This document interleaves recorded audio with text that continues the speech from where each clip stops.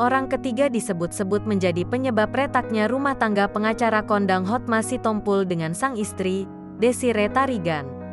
Hotma Sitompul diisukan berselingkuh dengan menantunya sendiri, yakni Mihavita Wijaya.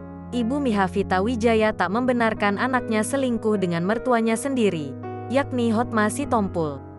Ibu Mihavita Wijaya meminta BAMS untuk ikut memberikan klarifikasi tentang kabar perselingkuhan tersebut. Tak hanya itu saja, Ibu Mihavita Wijaya marah dengan adanya pemberitaan miring tentang anaknya.